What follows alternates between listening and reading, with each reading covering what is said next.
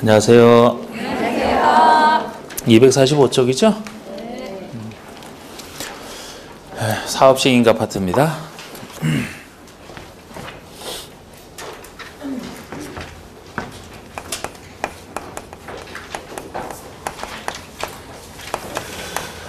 자, 우리 정비사업이 진행된 흐름 속에서 지금 어디쯤이냐?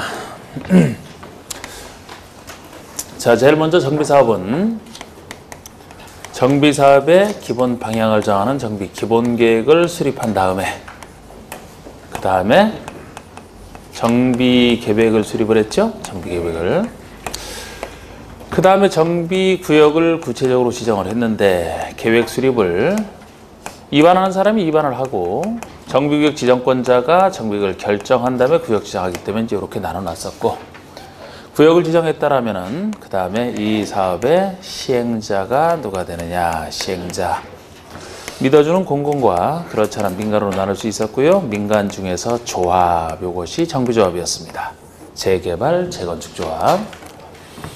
그 다음에 시행자가 사업 시행계획을 작성해서 이 시행계획에 대해서 인가를 받게 되면 사업 시행권을 땄고, 사업 시행권 따고 나서 분양에 관련된 사항을 당사자에게 알려주는 분양통지, 그리고 신문에 공고하는 이 분양통지 및 공고를 통해서 분양 신청기한을 알려주고요.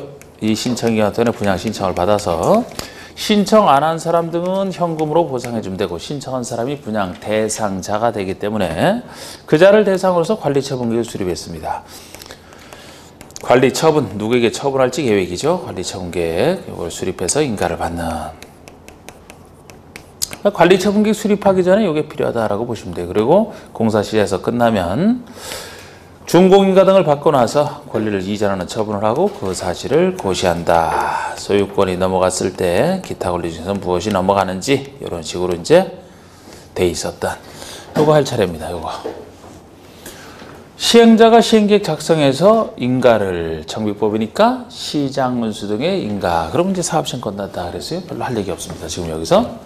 그래서 245쪽 보시면은 1번에 사업 시행자가 작성하죠.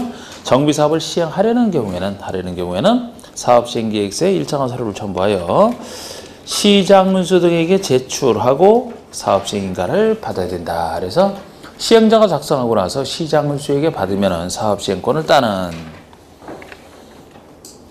넘기세요. 그 다음에 나오는 게 이제 사업 시행과 관련해서 여러 가지 얘기가 나오는데 지금 기본 단계에서 할 것들은 지금은 없습니다. 쭉 넘겨보세요. 쭉 넘기셔가지고 257쪽.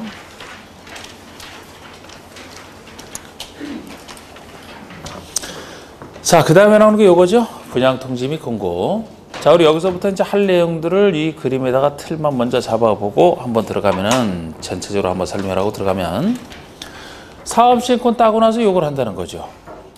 분양 대상자를 가리기 위해서. 그래서 우리 분양통지 및 공고는 늦게 하면 안 되고 사업시행 인가고시가 있은 때로부터 요거 120일 내에 하라. 요것이 분양통지 공고 기한이라고 보시면 돼요. 요 때로부터 120일 내에 끝내라는 거.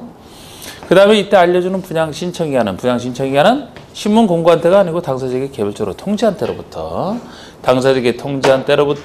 30일 이상 60일 이하로 정한다. 이게 분양 신청기한이 되겠습니다.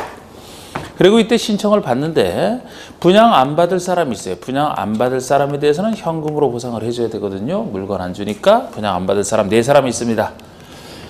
첫 번째는 분양 신청기한 동안에 신청을 안 한 자. 아니면 신청했다가도 신청기가 끝나기 전에 철회할 수 있어요. 철회한 자. 이따 보시면은 투기 과열지구에서는 아예 신청을 5년 동안 못하는 사람이 있어요. 5년 동안 못하는 사람이 있고요. 신청했더라도 관리처분계획 시행자가 수립해서 인가받는 과정에서 제외되는 자도 있습니다. 이런 분양업들 4사람에게는 협의를 해서 보상을 해주는데요. 언제부터 협의 기한을 계산하느냐? 맨 마지막에 안 받을 사람이 4사람 중에서 이때거든요. 관리처분 인가 과정에서 제외된 자. 맨 마지막 이때로부터. 관리처분계획 인가고시 다음 날로부터, 길어서 쓰진 않고 관리처분계획 인가고시 다음 날로부터 90일 내에 협의를 끝내게 돼 있고, 이게 협의기한이에요. 이 협의기한 동안에 협의가 안 된다 그러면 다시 협의기간이 끝난 다음 날로부터 60일 내에 재결 신청 등을 하게 되어 있습니다. 협의가 안 되니까 뭐 재결 신청 등을 요게 이제 분양 안 받을 사람에 대한 보상 절차라고 보시면 돼요. 그리고 관리 처분 계획은 언제 만드느냐? 이 신청 기간 끝난 다음에 요거를 만듭니다. 요거 전에 만들 수가 없어요. 신청 기간이 끝나야 누가 신청했는지가 드러나기 때문에 그 전에 만들 수가 없잖아요. 그래서 그림상으로 보시면 바로 요거 끝난 다음에 요걸 만든다. 그래서 시장우색 인가를 받는. 그리고 이 파트에서는 이제 요것이 환지 계획과 아주 비슷하기 때문에 그 내용과 기준에 있어서 어떤 차이가 있는지 그런 식으로 이제 살펴보면 돼요. 그리고 인가를 받고 나서 공사를 시작하지 않습니까? 그래서 관리처분계획 인가고시가 있으면 어떤 효과가 생기느냐. 관리처분계획 인가고시의 효과로서 크게 세 가지를 줄 수가 있어요. 세 가지를 크게. 일단 공사랑 관련된 효과로 생각하시면 돼요. 이거 끝난 다음에 공사를 하기 때문에 예를 들어서 기존 건축물 철거. 우리가 정비사업이니까 사업을 하기 위해서는 기존 건축물, 오래된 건축물을 철거하고, 그죠? 철거하고 새 건물을 짓지 않습니까? 기존 건축물 원칙적 철거 시기가 언제냐? 관리처분 인가를 받으면 철거한다. 그래야 공사할 수 있기 때문에 이렇게 생각하시면 되고, 물론 그 전에 철거할 수 있는 예외는 존재합니다. 원칙적 철거 시기가 이때고, 또 소유자가 소유물에 대해서 사용 수익을 계속하고 있으면은 시행자가 공사를 못 하잖아요. 사용 수익을 금지시켜야 시행자가 공사할 수 있죠. 금지시켜야 내보내니까. 그래서 사용 수익이 법에 의해서 저절로 금지되는 금지 기간. 그림상으로 여기서부터 이때까지 이렇게 보시면 돼요. 관리처분계획 인가고시가 있는 순간부터 사용 수익 못 하게 돼 있습니다. 언제까지? 이때까지. 준공인가 중간에 준공인가 그럴 때까지 아니고 권리 이전 고시가 있는 날까지. 소유권 이전 고시일과 같은 얘기입니다. 이때 넘어가면 동시에 넘어가기 때문에. 소유권 이전 고시 다음 날이 되면 소유권을 취득하거든요. 그럼 소유권에 따라서 사용수익을 당연히 시작하는 거고, 그 직전까지, 소유권 취득하기 직전까지 소유권 이전 고시일까지 금지가 된다. 이렇게 보시면 돼요.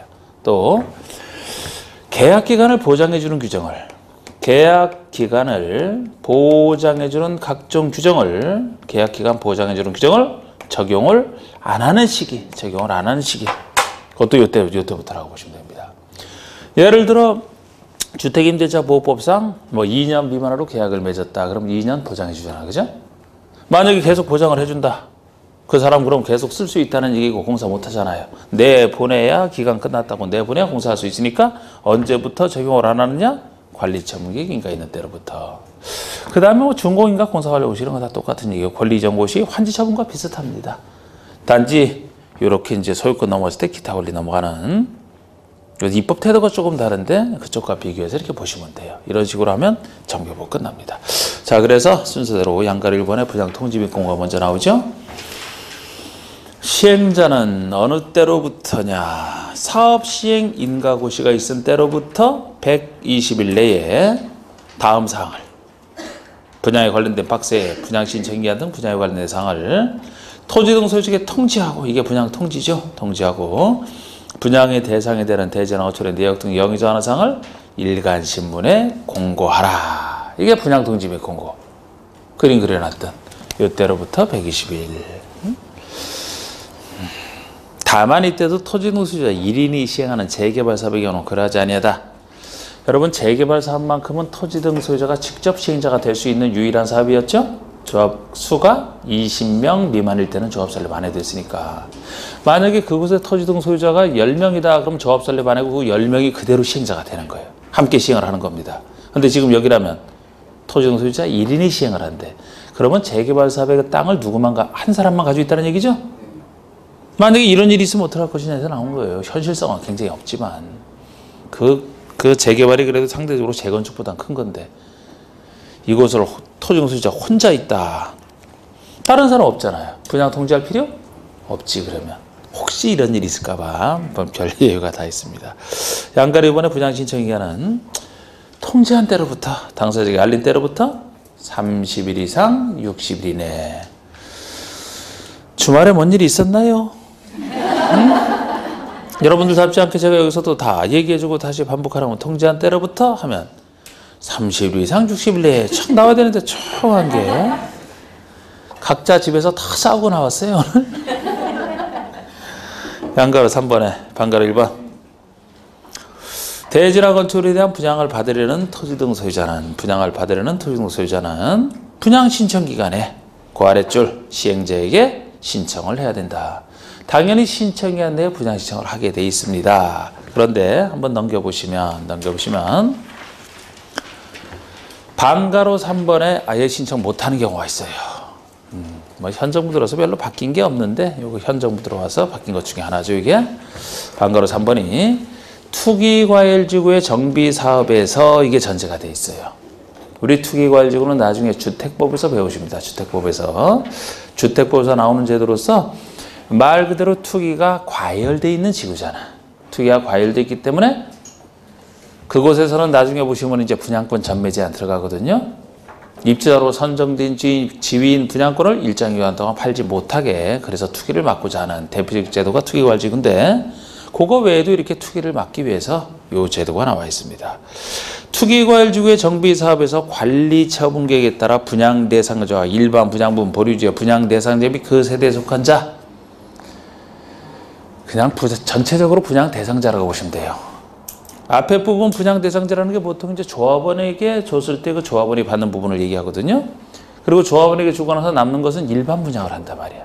보통 사람에게. 그래서 조합원 분양물이 됐든 일반 분양물이 됐든 그 분양 대상자와 세대에 속한 자, 분양을 한번 받은 자는 분양 대상자 선정일로부터 5년 내에는 위에 따른 분양 신청을 할 수 없다. 그러니까 우리 투기과열지구는 투기가 과열되어 있는 지구이기 때문에 그곳에서 정비사업 하는데 여러 정비사업에 돈이 많아서 부동산을 많이 가지고 있다 하더라도 한 번 받았다라면 한 번의 정비사업에서 한 번 분양 대상자가 됐더라면 다른 데 있더라도 5년 동안은 아예 신청을 못하게 한 거예요. 투기를 막으려고. 몇 년 동안 신청을 못해요? 이 정도는 알고 계셔야 돼요. 여기서는 이제 5년의 핵심이죠. 다만 상속, 결혼, 이혼으로 조합원 자격을 취득한 경우는 분양 신청을 할 수 있다. 이건 다시 예외가 되죠. 상속이라든지 결혼, 이혼은 부득이한 사유 중에 하나로 보는 겁니다. 예를 들어 부부가 살자고 뭐 남편이 이름 하나 받아놨는데 이혼을 하게 됐다. 그러면 남편이 받았더라도 다시 받을 수 있어야 되잖아요. 이혼한 사람은. 아무리 투기과열지구를 하더라도. 안 그러면 노숙해야 되네. 그죠? 돈 있어도. 한가로 4번에. 이게 분양 신청을 하지 아니한 자들에 대한 조치. 제가 이렇게 적어놨던 거 요거. 자, 먼저 협의를 합니다. 시행자는 언제부터 90일까지 협의를 하느냐? 관리 처분 계획이 인가고시 된 다음 날로부터 90일이에요. 요것도 90일이라는 숫자보다는 언제부터 요거를 바꿀 가능성이 더 크죠. 요새 같은 경우는 뭐 단순히 숫자를 내는 것보다도 좀 더 고급스러운 문제가 나오니까 숫자를 바꿔내는 게 가장 단순한 문제가 돼. 그래서 90일을 기억해놨는데 만약에 요 앞에 거를 바꿨다. 이게 그전에는 이원화되어 있었어요. 이 기산점이. 예를 들어 분양 신청기간 동안에 신청을 안 했다 그러면 신청기간 끝난 때로부터 계산을 했단 말이에요. 그리고 인가된 관리처부터 제외되면 이때로부터 했었고 지금은 통합을 한 거지 이제. 전체 대해서 제일 마지막에 안 받은 사람이 이때이기 때문에 그때로부터 통일해서 하겠다는 거예요. 관리처분기 인가고시일 다음 날부터 90일이지. 예를 들어 뭐 분양 신청이나 끝난 때로부터 계산한다. 아닙니다. 그거는. 자, 그때로부터 90일 내에 다음에서 정하는 자, 박스, 분양 안 받은 사람 4사람과 토지나 건축물에 대한 손실보상에 대한 협의를 해야 된다. 그러니까 협의기한이 지금 나와 있어요.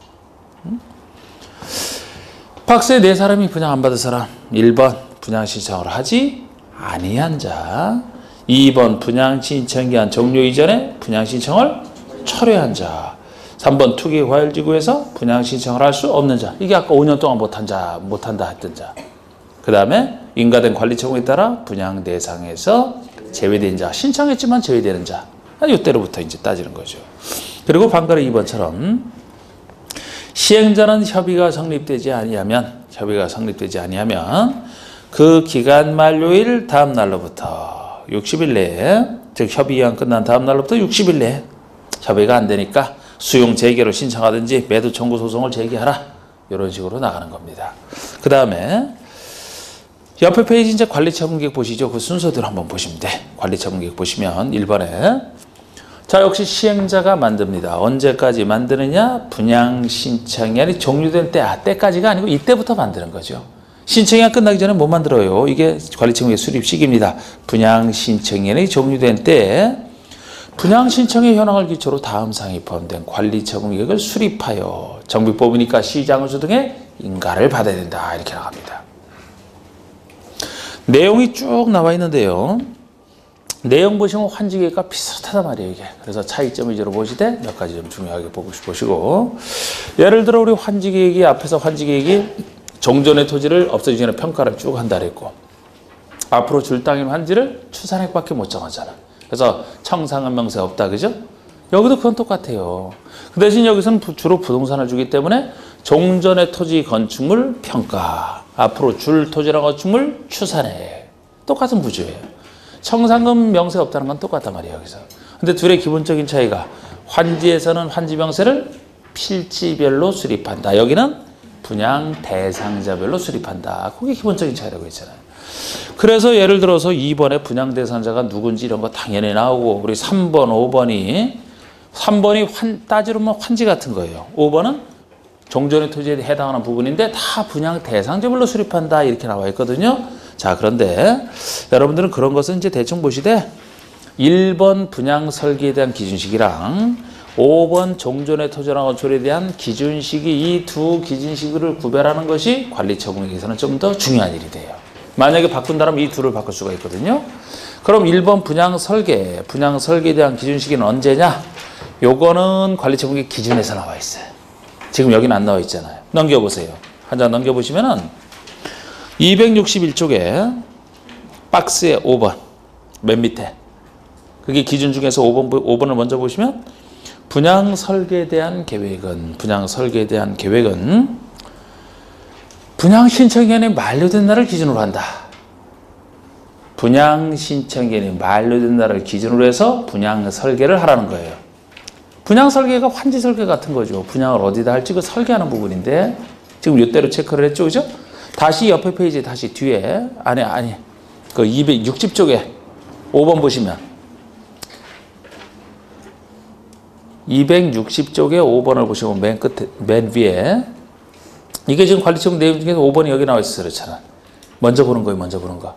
아, 이거 뒤로 넘기지 말고 지금 261쪽에 5번을 먼저 봤잖아요. 260쪽에 5번. 자, 분양 260쪽에 아이고,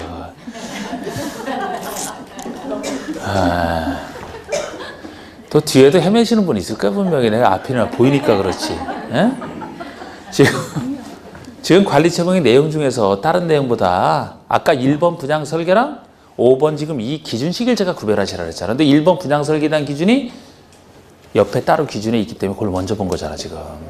그리고 이제 5번 보는 거죠. 이것도 5번이고 5번이니까 헷갈리긴. 자, 5번 보시면 분양 대상자별, 이렇게 분양 대상자별 종전의 토지나 건축의 명세예요. 종전의 토지나 건축이 무엇이 있고 명세 및 요거 없어지는 평가를 해놔야 되는데, 그 평가 기준시기가 지금 사업시행계획 인가고시가 있은 날을 기준으로 한 가격, 요거 사업시행 인가고시를 기준으로 한 가격이잖아. 그러니까 종전의 부동산 평가할 때 기준이 사업시행 인가고시를 기준으로 평가하겠다는 겁니다. 괄호 속에 보시면은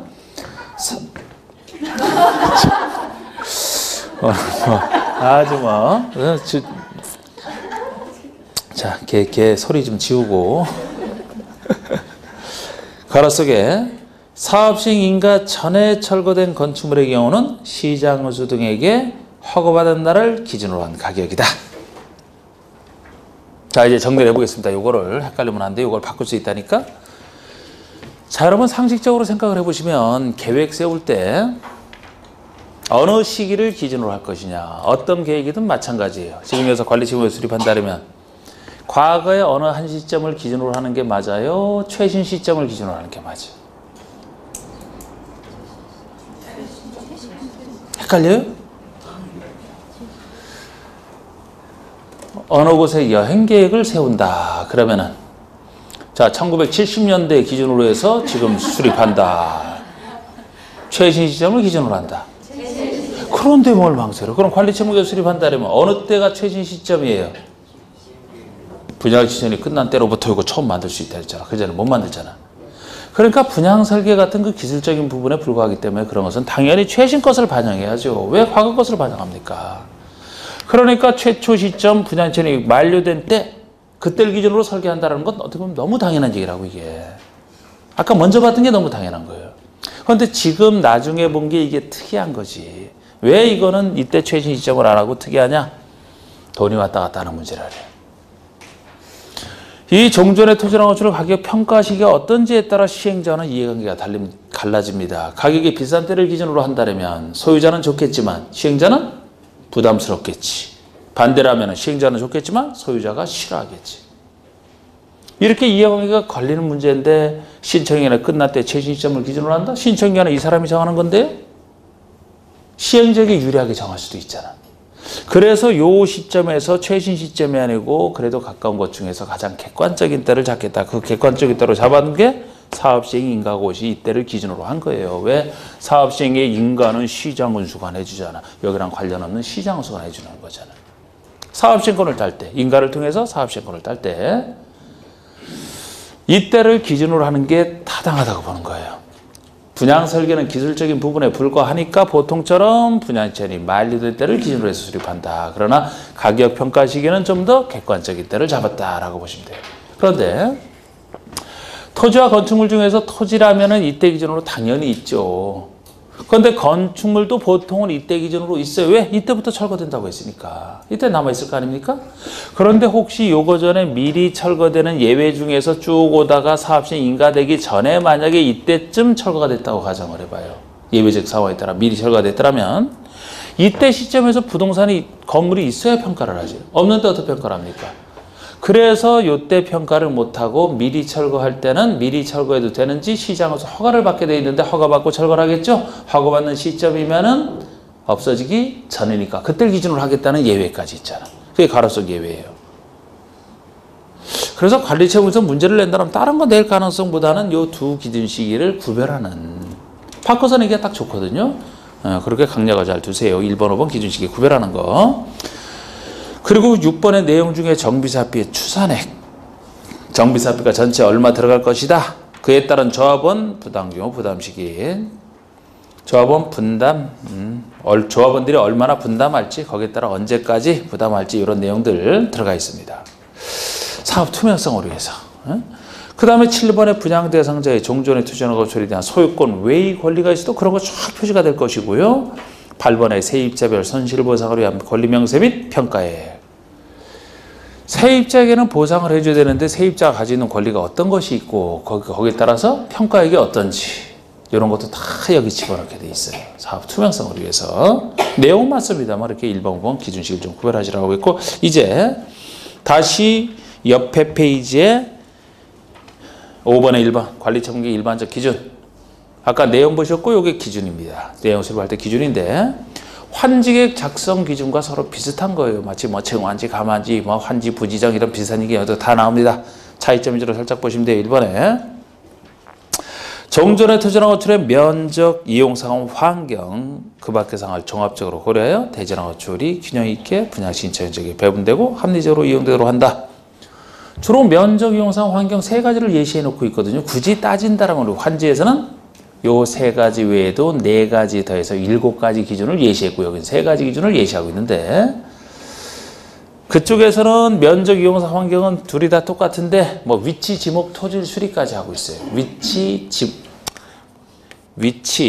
지목, 토질, 수리 뭐 요 얘기까지도 그쪽에서는 들어가 있습니다. 근데 이거는 뭐 잘 물어보진 않더라고 이게.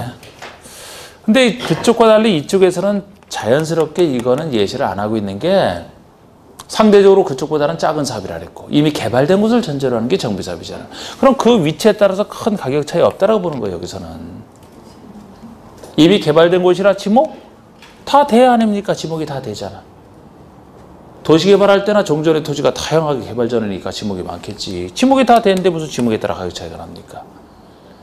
농사짓는 땅이래야 토질의 비옥도에 따라 가격이 평가가 다르지. 여긴 지목이 되는데 토질이 무슨 상관이 있어요.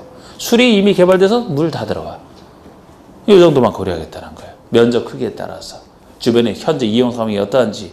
주변의 환경이 어떠한지 이 정도만 여기서 고려하겠다는 얘기. 이렇게 살짝 차이는 존재합니다. 2번에 지나치게 좁거나 넓은 토지 건축물은 넓히거나 좁혀 적정 규모가 되도록 하라. 마치 증환지 가만지처럼 환지라는 말을 여기서 못 쓰니까 넓혀줄 수도 있고 좁혀줄 수도 있고 그 얘기 아닙니까? 같은 얘기. 또 3번에 너무 좁은 토지나 건축물이나 자 정비구역 지정 후 분할된 토지 구역 지정 후에 후 이걸 전으로 바꾸면 틀립니다. 체크해 두시고 정비구역 지정 후 분할된 토지를 취득한 자에게는 현금으로 청산할 수 있다. 너무 작은 것은 환지를 정하지 않듯이 너무 작은 토지나 건축물은 아까 넓혀줄 수도 있지만 이렇게 물건 안 주고 현금 청산할 수도 있고 이것도 같은 얘기인데 하나 여긴 더 있는 게 정비구역 지정 후에 분할된 토지를 취득한 자도 물건 안 주고 현금 청산할 수 있다는 거예요. 보통 우리가 정비구역 지정된 때부터 투기통지에 들어가는 게 보통이라고 했는데 구역 지정 전이면 그때 분할된 땅을 취득한 자 투기랑 관련 없다고 보는 거예요. 그럼 그때는 그 사람이 신청하면 줘야 됩니다. 그런데 구역 지정 후라면 구역 지정 이후에 분할된 수를 취득한 자는 투기랑 관련돼 있을 수 있다고 봐서 그 사람이 분양 신청을 하더라도 시행자가 지금 현금으로 청산할 수 있다. 청산해도 되고 안 해도 되고 시행자 선택 이런 조항이 있어야 시행자가 선택할 수 있기 때문에 만약에 좀 분양 예정인 것이 뭐 남아돈다 그러면 이런 자에게도 그냥 뭐 물건 주면 될 것이고 좀 모자랄 것 같다면 물건 안 주고 현금 청산이 가능하다는 얘기지. 그럼 이 사람이 아까 여러분 예를 들어서 분양 우리 안 받을 사람 중에서 관리 채무계 인가 과정에서 제외된 자 있다 그랬죠? 바로 이런 사람이 되는 거예요. 그러면 본인은 소유자로서 신청을 했지만 달라고 신청을 했지만 시행자가 현금으로 줄 수 있으니까 현금 청산할 수 있으니까 그러면 이제 분양 안 받을 사람이 되는 거죠. 신청했지만 이게 관리 채무계 수립해서 인가 받는 과정에서 제외된 자란 말이에요. 이런 자가 후. 그 다음에 4번에 재해 또는 위생상 위해를 방지하기 위해서 자 위해 방지라는 이런 목적이 있는데 뭔들 못하겠습니까? 다 할 수 있다 보시면 돼. 위해를 방지하기 위해서는 토지를 규모를 조정할 특별한 필요가 있으면 너무 좁은 토지를 넓혀 토지를 가름하여 보상하거나 제가 법문 그대로 소개를 해놔서 그런데 법문 할 때 이거 뭔가 이거 만드는 사람이 약간 실수한 것 같아. 그러니까 너무 좁은 토지는 넓혀줄 수도 있고 토지 대신에 토지에 가름하여 보상할 수도 있고 건축의 일부와 대지 지분을 줄 수도 있다. 위해 방지를 해서 필요하면 뭐든 할 수 있다 이렇게 생각하시면 되거든요. 그냥 말로만 보면 좀 이상하게 돼 있잖아. 넓힌 다음에 뭔 토지에 가름하여 보상을 합니까? 5번의 분양설 아까 봤잖아요. 이거는 아까 봤고 자 6번 기준이요. 참 내용이 많습니다만 이 6번 기준이 환지에서는 없는 여기서만 있는 기준. 환지는 땅 주는 곳이라. 근데 여기서는 이제 건물 중에서도 주택 줄 때 쓰는 기준이나 여기만 있는 기준인데 여러분 보통 주택이면은 거주용으로 쓰이는 거잖아요.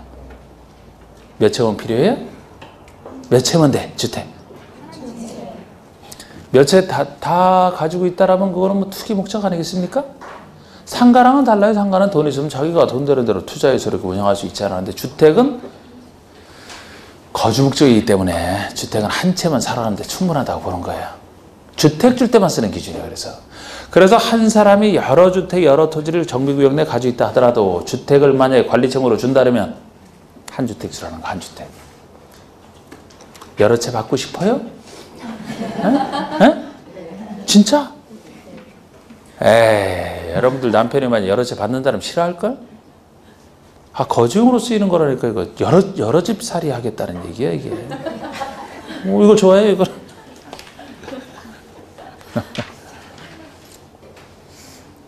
제가 가족이 160 몇 명이라는 얘기 저번 주에 했었나요? 39명 부인 있다는. 그 사람은 39채가 필요하다고. 예를 들어서. 매번 다른 데 가야 되니까, 이렇게. 위험한 생각을 하고 계시네. 주택 줄 때는 하나만 주라는 얘기야, 하나만. 만약에 반대로 하나의 주택이나 하나의 토지를 여러 명이 공유하고 있다.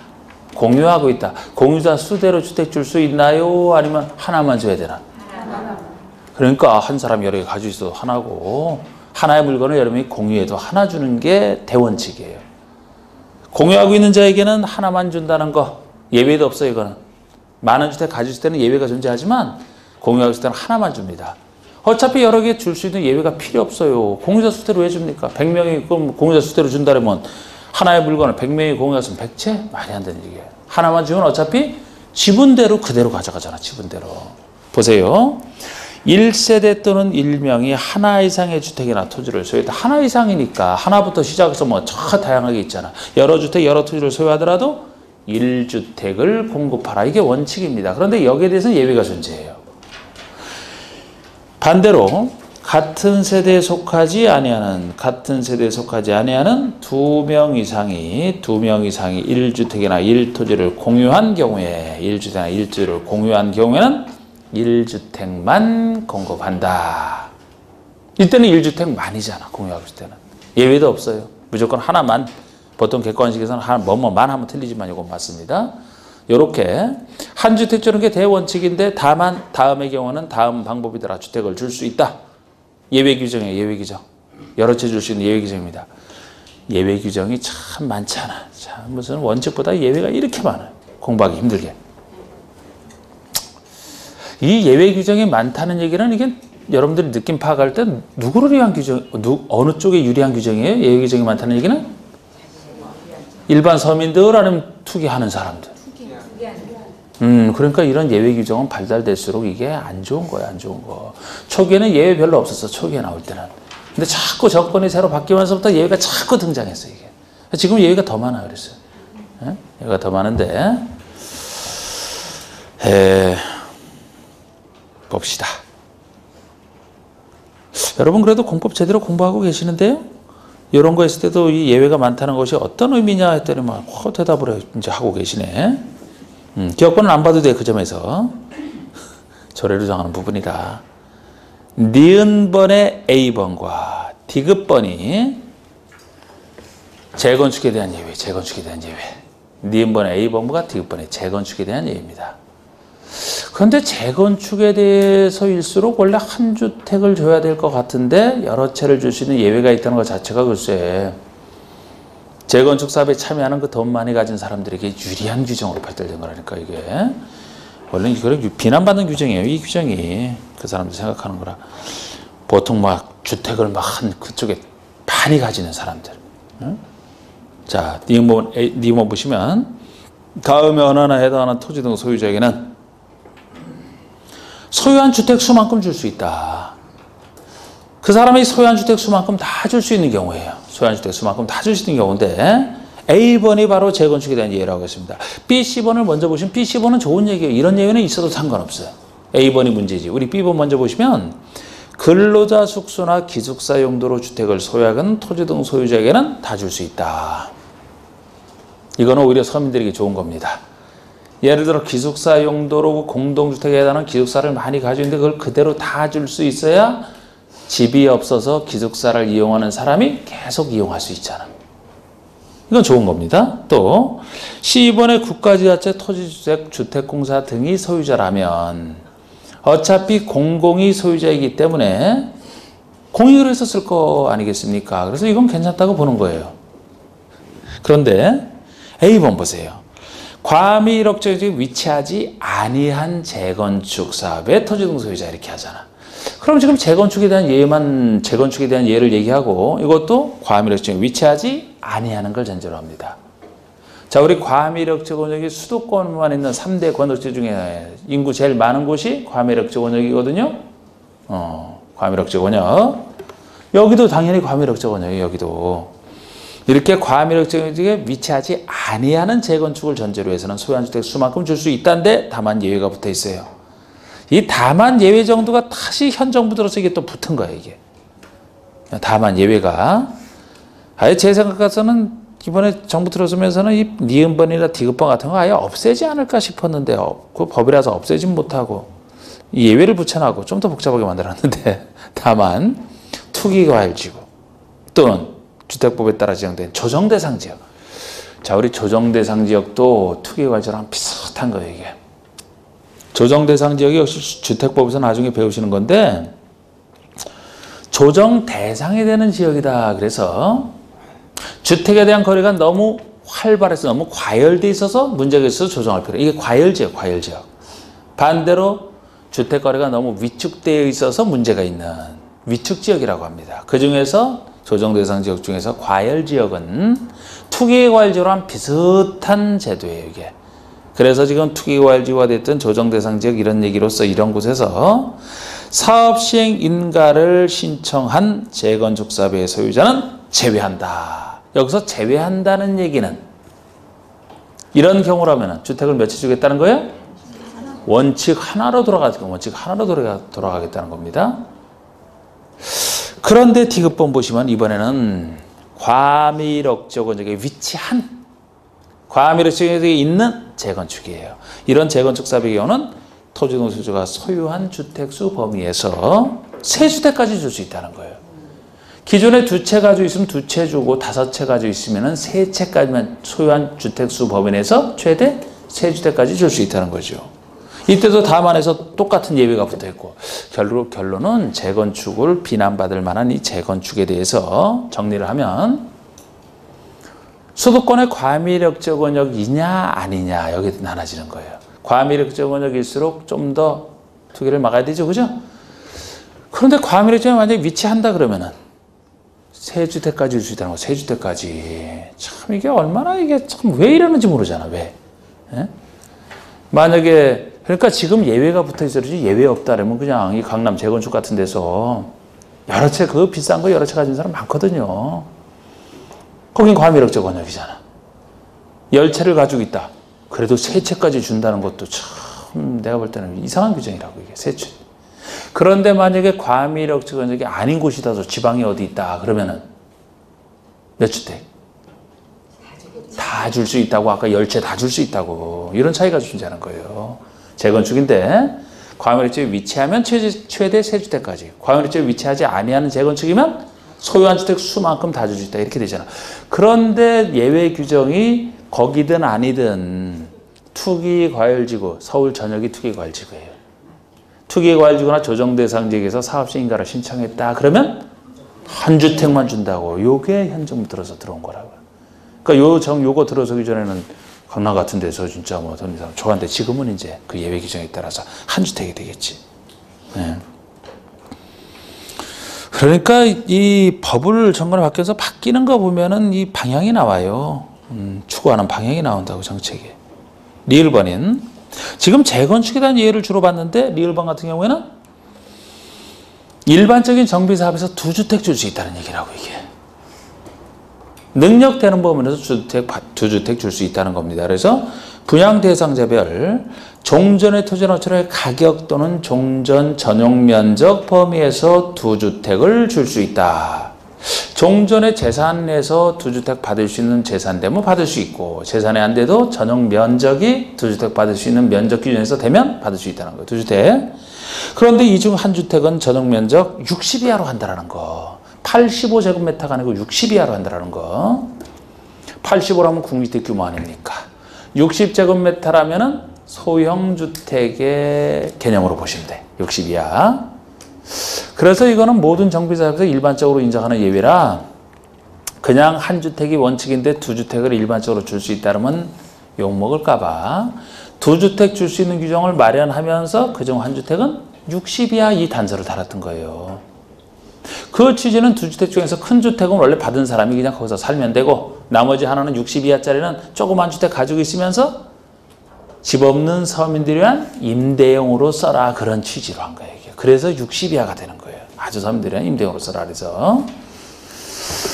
다만 이때도 60제곱미터 이하로 공급받은 한 주택은 소유권 이전 시 다음 날, 즉 소유권을 취득한다 그랬죠. 이때로부터 3년이 지나기 전에는 그 주택을 전매하거나 전매를 알선할 수 없다.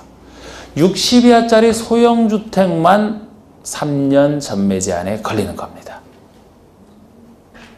다른 것은 안 걸리고. 그러니까 다른 것은 바로 팔아도 되지만 60 이하짜리는 아까 그 서민들이랑 임대용 취지상 최소 3년간 팔지 말고 가지고 있으면서 서민용으로 써라 그런 취지로 보시면 돼요. 다른 사람 넘기지 말고. 요것만.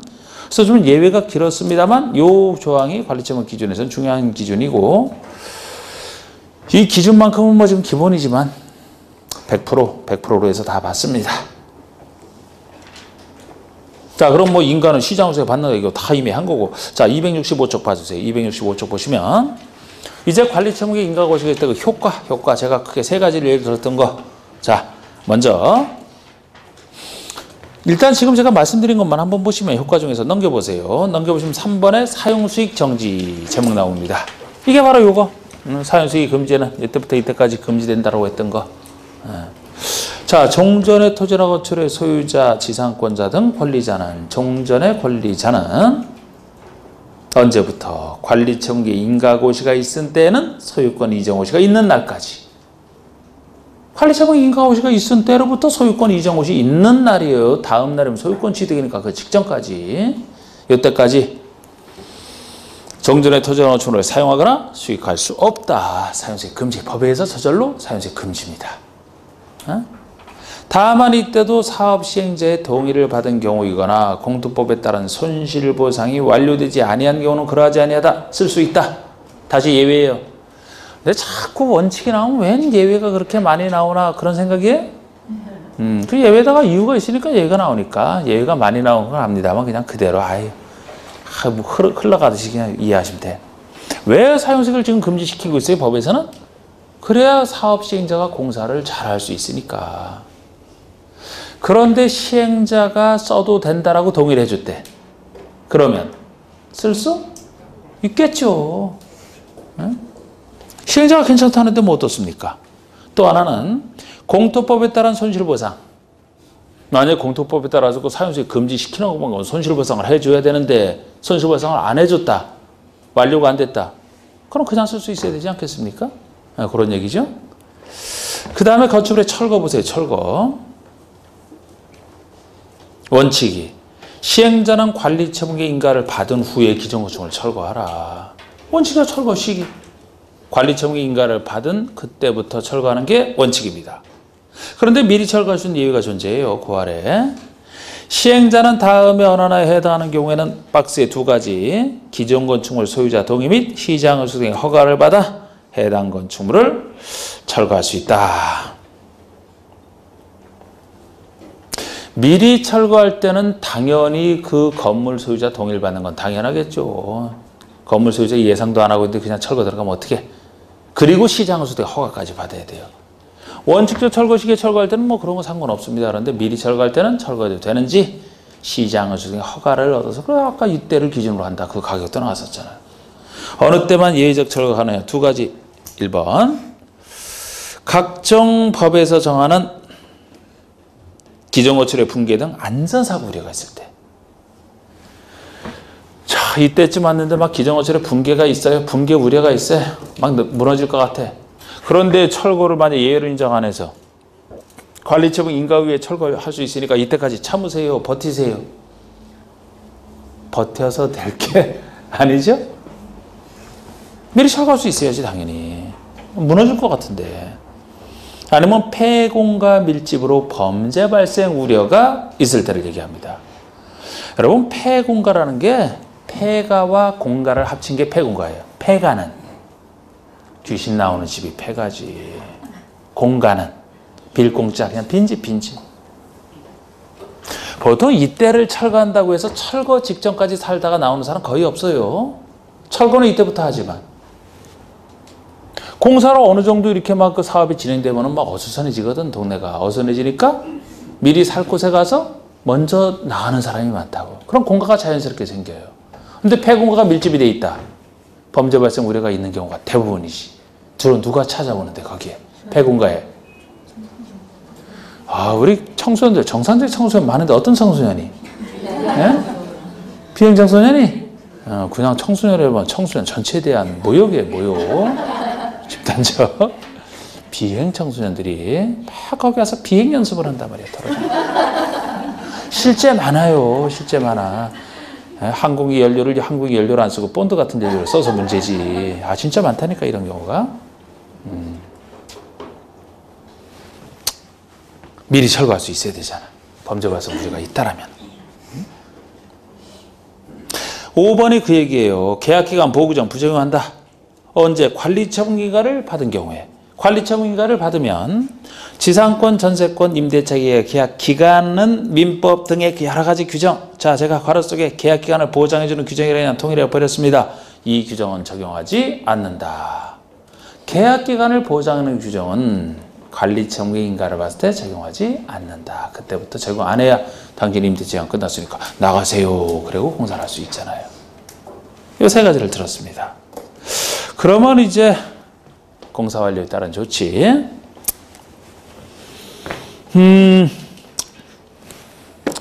자, 공사가 다 끝났다면 저 1번에 나오는 거 준공인가 이런 거?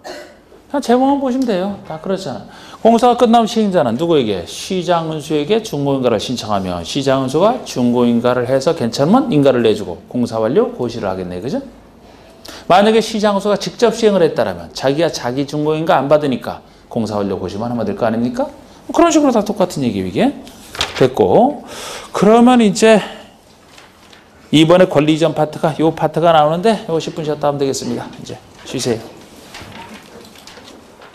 네.